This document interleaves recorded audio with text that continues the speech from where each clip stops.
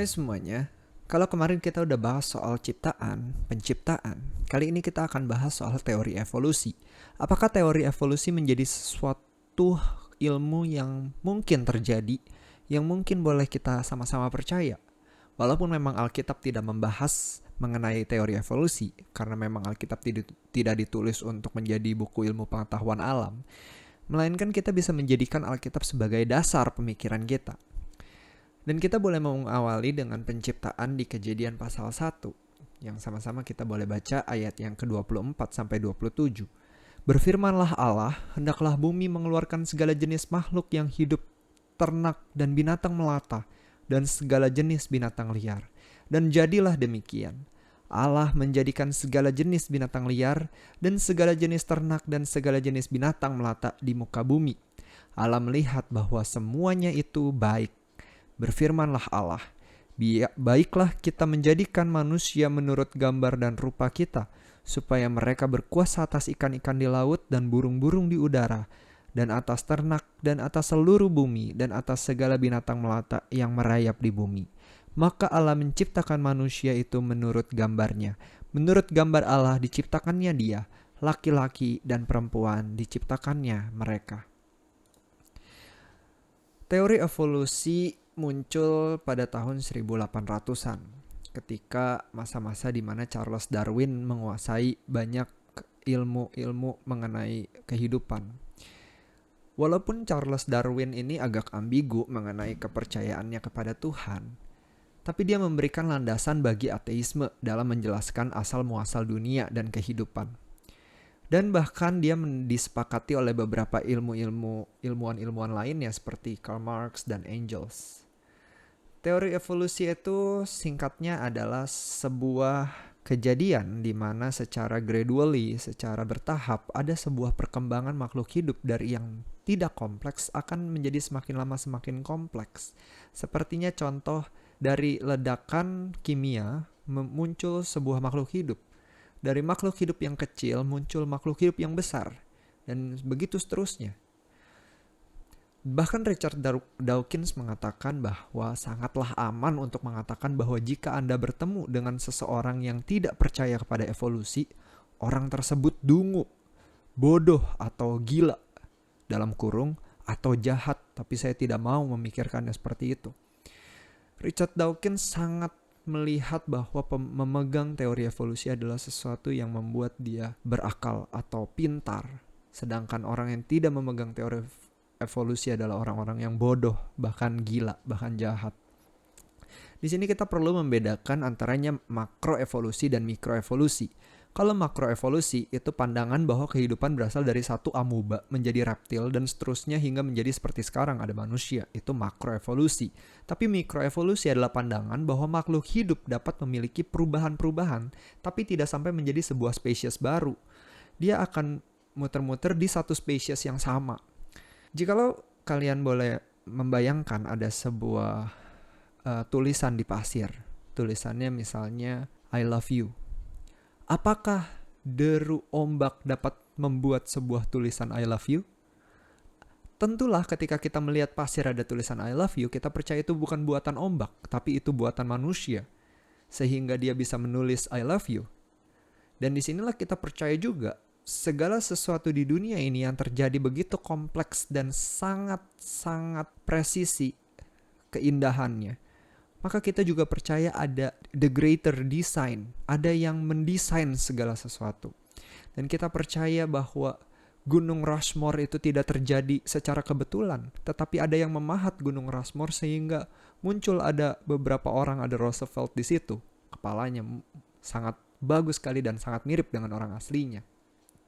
Disinilah kita percaya bahwa kompleksitas itu yang tidak bisa dikurangi itu menandakan bahwa ada Allah yang menciptakan.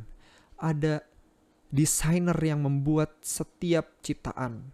Dan disinilah kita percaya bahwa dunia ini memiliki awal. Dan awal ini bukan terjadi karena natural cause, tetapi karena supernatural cause. Ada supernatural, penyebab supernatural. Karena apa? Karena ada sebuah ciptaan yang begitu indah dan begitu intelligent.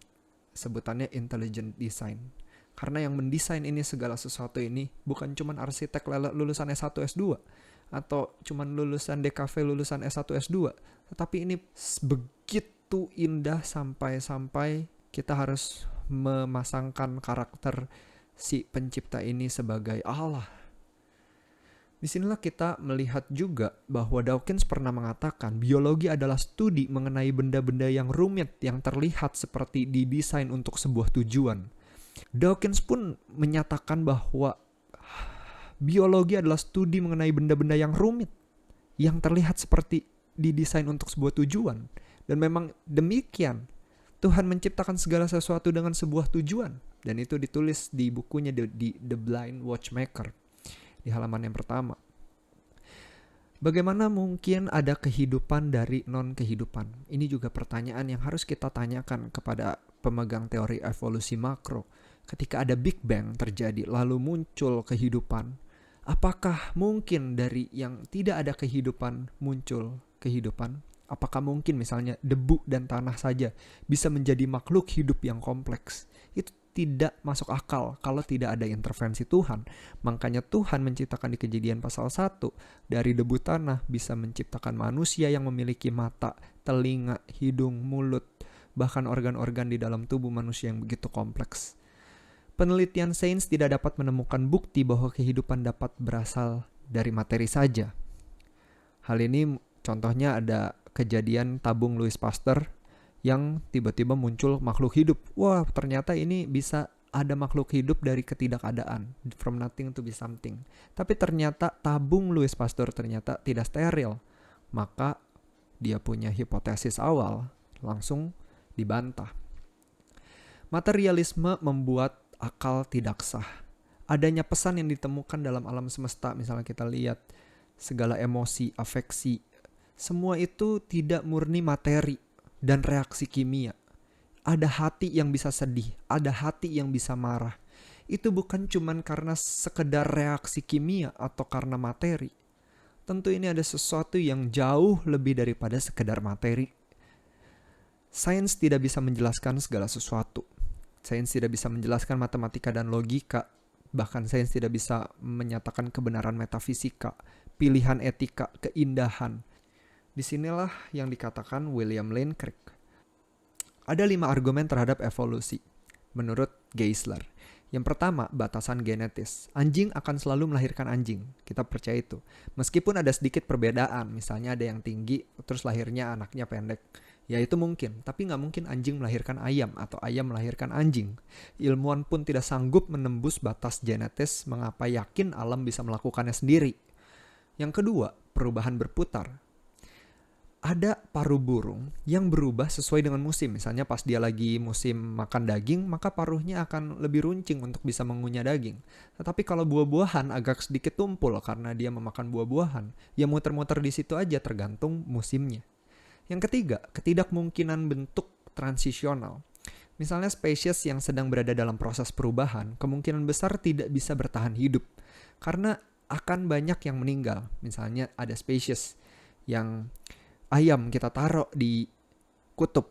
Lalu ayam ini akan menyesuaikan diri. Mungkin bulunya makin tebal atau sebagainya. Tapi karena dia tidak mampu beradaptasi, maka dia akan mati. Bukan tiba-tiba berubah jadi spesies lain. Misalnya ayamnya berubah jadi beruang kutub biar tetap hidup di kutub gitu. Selanjutnya yang keempat adalah, yang terakhir adalah isolasi molekul. Fakta adanya kesamaan DNA tidak menunjukkan bahwa mereka satu keturunan. Kesamaan malah bisa berarti kesamaan pencipta, bukan karena satu ibu. Bagaimana dengan fosil? Karena memang mereka pakai fosil-fosil sebagai argumentasinya. Tidak ditemukan atau kurangnya fosil transisional. Adanya kemiripan, betul ada kemiripan. Tapi itu tidak membuktikan adanya transisi. Sehingga kesimpulan mengenai sains dan evolusi, kita percaya tidak ada hukum alam yang mampu membuat sesuatu yang kompleks dengan sendirinya. Maka kita percaya bahwa ada pencipta. Lalu kita juga percaya kehidupan yang paling sederhana memiliki kompleksitas yang sama dengan 1000 set Encyclopedia Britannica. Which is karena kehidupan yang paling sederhana aja kompleks, apalagi kehidupan yang paling gak sederhana. Sains itu didasari oleh filsafat tertentu tentang apa yang mungkin dan tidak mungkin, karena segala sesuatu ini masih berdasarkan di ranah mungkin tidak mungkin. Probability, mana yang probability yang paling besar itu yang kita pegang. Kehidupan tidak bisa muncul daripada sekadar materi, karena kalau cuma materi itu tidak melibatkan adanya unsur emosi, unsur roh, di mana memang kita juga percaya bahwa ada yang di luar materi, ada alam roh. Dan yang terakhir, penemuan fosil yang ada tidak membuktikan evolusi makro, malah sebaliknya. Kita percaya ada evolusi, ya kita percaya, tapi kita percaya evolusi mikro, di mana ada perubahan tapi masih di dalam satu spesies yang sama. Oke, kita sama-sama mau percaya bahwa Tuhan adalah pencipta, dan mungkin Tuhan memakai evolusi untuk menciptakan banyak hal, tetapi Tuhan menciptakan segala sesuatu dengan berfirman, maka apa yang Dia firmankan itu jadi. Ketika Dia berfirman untuk jadi hewan ternak, maka jadilah hewan ternak. Ketika Dia mengatakan bahwa jadilah manusia, maka jadilah manusia. Disinilah kita percaya bahwa Tuhan menciptakan segala sesuatu. Oke, itulah jawaban pertanyaan kali ini. Stay curious. Thank you and God bless you all.